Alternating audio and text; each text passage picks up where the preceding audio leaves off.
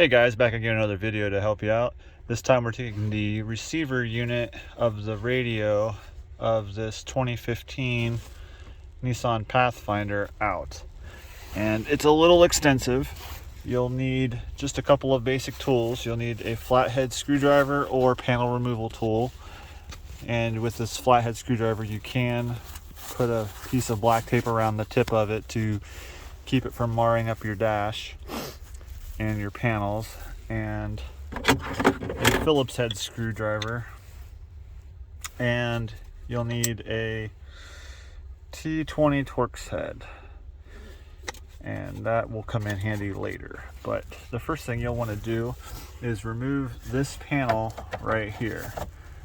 It's just held in with clips. I've already taken this completely apart, obviously, to save time, but when you remove this little panel, it's just held in with clips. You can use your flat tip screwdriver to remove that, set it off to the side, and then you'll have one Phillips head screw right here on top. And that's important because if you just try prying on this, you're gonna break it or mar up your dash even worse. But once you've got that removed, then you can go around starting on the edges and pop this control unit off for your heater controls. And I've already unhooked all the wiring and everything too. Obviously there's a plug on both sides, and then you can set it off to the side, and then you'll be in this position here. Now if you need to remove your screen, there's a screw over here and a screw over here to remove, and then you can carefully pull this out, pry this out from the sides. And I say that because your heater vents will come out with it, and they're just attached with clips on the sides, and it's very easily broken, those little tabs right there. So if you need to remove your screen, then you can do that, but you can set that off to the side. Now you're left with this. You'll have this bracket right here mounted up here in between, and that's just to give a surface to mount things and support. It's held in with a screw, with Phillips head screws here. There's two on this side, there's two on this side, and then you can remove this and set it off to the side. And then your one screw will be here, and your one screw will be here for the top of the unit. But once you've got that heater control loose, those are the only screws that hold the lower portion with the controls for the radio in here. You can go on the sides with your panel removal tool or flat tip screwdriver with black tape around the tip to protect it, your dash, and then you can pop this loose. It's just held in with clips on the bottom, and then there's one plug right down there, and then you can set it off to the side.